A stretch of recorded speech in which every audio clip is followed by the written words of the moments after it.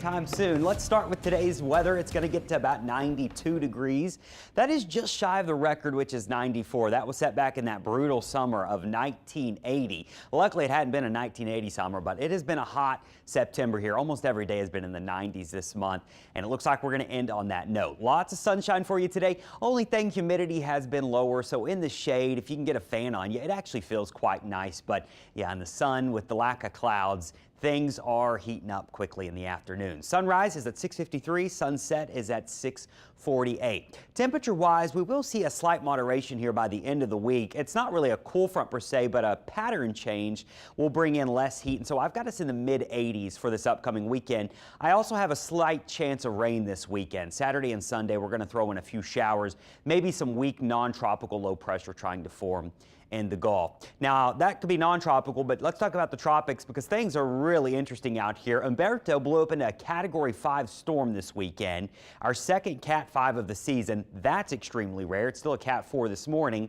And Imelda formed, it's over the Bahamas right now, and it will eventually increase in intensity. Now, Imelda really has not moved this weekend, and that's good because that's going to spare the East Coast any major impacts. Now, you're going to have rough seas and a rip current risk along the East Coast with two hurricanes sitting in the Atlantic, but the current tracks keep both of these out to sea. Let me show you Umberto and Imelda because Umberto is having an effect on Imelda, that Fujiwara effect somewhat as it pulls the storm out into the Atlantic. So watch here. Here we are Monday, today, this afternoon into this evening.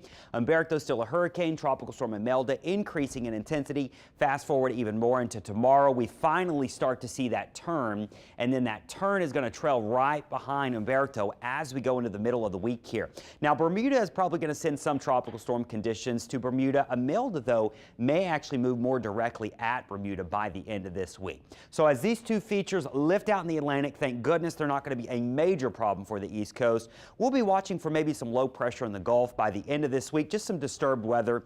An upper level low is what's fueling this, so that's not really tropical in nature, but it could bring us a few showers and some clouds this weekend and the mid-80s, so it would be less hot. So not necessarily sure we're going to get Jerry out of anything in the Gulf, but that is the next name on our list this year. So our 7-day forecast, we roll out of September and into October here with hot weather. I think we're mostly dry through Wednesday. We'll throw a couple showers in the forecast Thursday and Friday, but it's very unlikely you see much rain, and temperatures fall back down to where they should be for early October, which is the mid-80s. We'll also put in a 30% chance of rain both Saturday and Sunday. We'll be monitoring that coastal low to try to form.